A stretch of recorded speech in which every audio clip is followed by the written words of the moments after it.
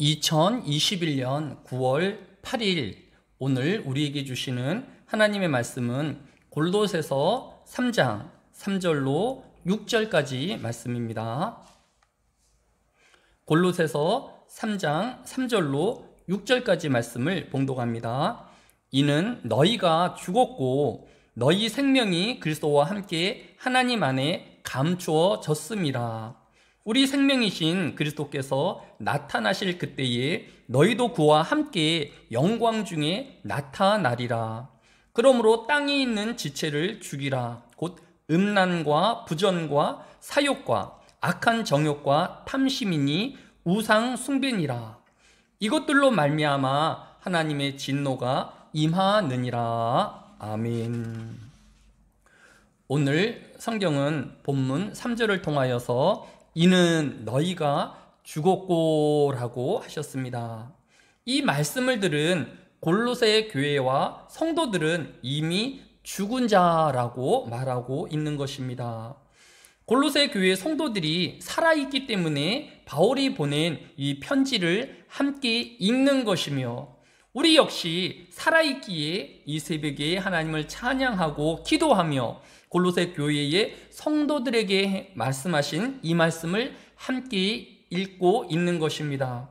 그럼에도 불구하고 사도 바울은 골로새 교회의 성도들을, 또 오늘 새벽 예배에 함께하고 있는 하늘의 교회의 모든 성도들을 이미 죽은 자라고 단정하고 있습니다. 왜 바울은 살아있는 성도를 죽은 자라고 하였을까요? 오늘 본문 5절로 6절에 보면 그러므로 땅에 있는 지체를 죽이라. 곧 음란과 부정과 사욕과 악한 정욕과 탐심이니 탐심은 우상 숭배니라 라고 하였습니다.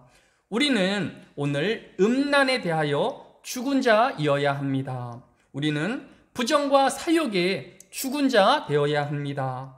또한 정욕과 탐심에 죽은 자 되어야 하며 우상 숭배에 죽은 자가 되어야 할 것을 성경을 통하여 말씀하고 있는 것입니다. 또 이런 육체를 죽이지 못하면 하나님의 진노가 나타날 것이라고 오늘 본문인 6절에서 이것들로 말미암아 하나님의 진노가 임하느니라고 경고하고 있는 것을 볼 수 있습니다. 그러면 우리는 죽은 자이기에 이 땅에서는 더 이상 아무것도 말하지 못하고 아무것도 행하지 못하는 무덤과 같은 존재이어야 할까요? 이에 대하여 오늘 본문은 3절에서 이는 너희가 죽었고 너희의 생명이 그리스도와 함께 하나님 안에 감추어졌음이라 라고 하였습니다. 성도가 비록 땅의 지체로는 이미 죽은 자가 되었지만 그리스도 예수 안에서는 감추어진 존재라고 하였습니다. 성경은 성도는 참 생명이신 예수와 연합되어 죄에 대하여 이미 죽은 자이지만 예수 안에 참 생명을 이은 자라라고 교훈하고 있습니다. 로마서 6장 10절로 11절에는 그가 죽으심은 죄에 대하여 단번에 죽으심이요 그가 살아계심은 하나님께 대하여 살아계심이니 이와 같이 너희도 너희 자신을 죄에 대하여는 죽은 자요 그리스도 예수 안에서 하나님께 대하여는 산 자 있는 자로 여길지니라고 교훈하고 있는 것입니다. 이것이 구원 얻은 모든 성도들의 삶의 원리가 되는 것입니다. 하나님의 백성은 더 이상 죄의 종노릇할 필요가 없습니다. 왜냐하면 죄에 대하여 이미 죽은 자이기 때문입니다. 또한 우리는 참 생명이신 그리스도 안에서 산 자라고 하였습니다. 이제 우리는 산 자로서의 말과 행동을 해야 하는 것입니다. 뿐만 아니라 4절에 보면 우리 생명이신 그리스도께서 나타나실 그때에 너희도 그와 함께 영광 중에 나타나리라고 하였습니다. 즉 우리는 그리스도 안에서 말하는 자이어야 하고 그리스도 예수 안에서 행동하는 자이어야 하며 또한 하나님의 영광을 나타나는 자이어야 할 것을 우리에게 교훈하고 있는 것입니다. 그런데 우리는 이 세상에서 한 가지도 제대로 실천할 수 없는 연약한 몸을 덧입고 있습니다. 우리가 어떻게 이 어둠의 지체를 죽이며 동시에 하나님의 영광을 드러내는 일을 행할 수 있을까요? 이 비밀에 대하여 요한복음 1장 4절로 5절을 통하여 우리에게 교훈하고 있습니다. 요한복음 1장 4절은 그 안에 생명이 있었으니 이 생명은 사람들의 빛이라. 빛이 어두움에 비치되 어둠이 깨닫지 못하더라 라고 하였습니다. 즉 어둠을 몰아내는 일과 빛을 비추는 일은 각각 일어나는 일이 아니라 빛이 비추어주면 어둠은 자연스럽게 물러간다라는 것입니다. 예수님은 제자들과 또 자신을 찾는 이스라엘 백성들에게 마태복음 5장 13절에 말씀하시기를 너희는 세상의 소금이니 소금이 만일 그 맛을 잃으면 무엇으로 짜게 하리요 후에는 아무 쓸데없이 다만 밖에 버려져 사람에게 밟히울 것이라고 교훈하고 있는 것을 볼 수 있습니다.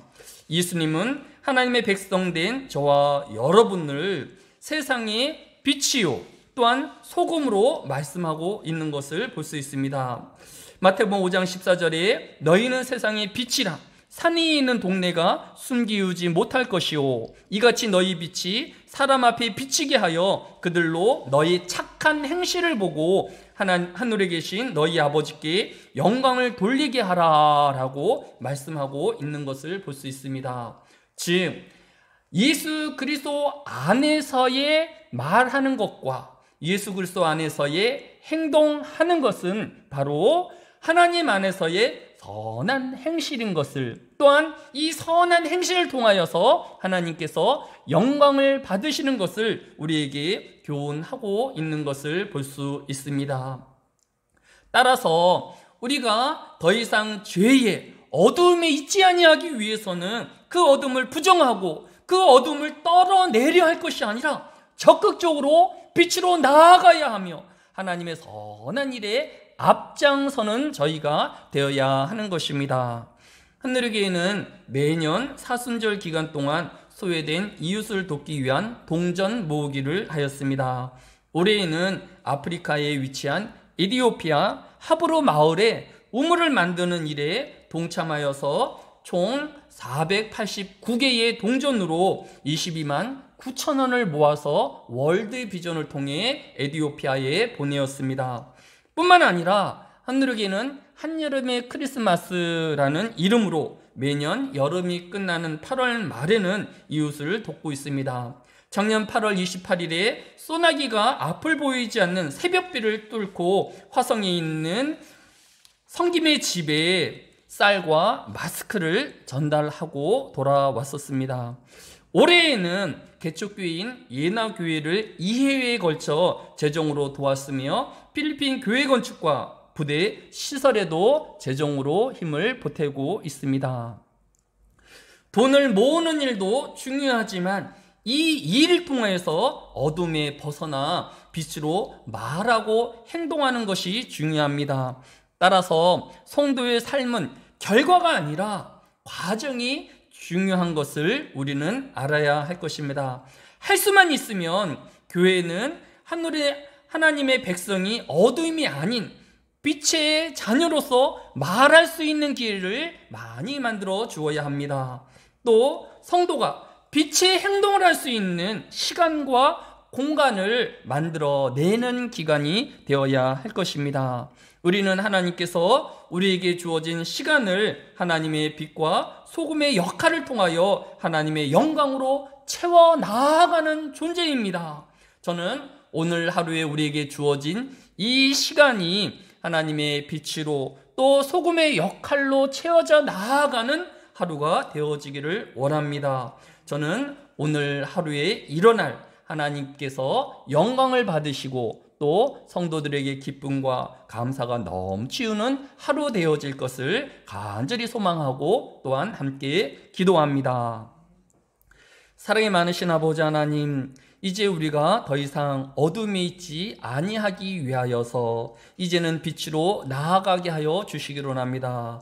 오직 예수 그리스도만이 이 땅의 참 빛이시며 오직 유일하신 구원자이심을 고백하는 모든 하늘의 교회의 성도들이 이제는 예수 그리스도 안에서 말하는 자가 되어지게 하여 주시고 행동하는 그리스도인들이 되어지게 하여 주시기로 합니다. 하나님이 우리에게 주신 재물과 시간을 하나님의 영광을 위하여 사용하는 오늘 하루가 되어지게 하여 주옵소서. 하나님께서 우리를 통하여 함께 일하시며 동역자 삼아주심을 감사드리오며 예수님의 이름으로 기도드렸사옵나이다.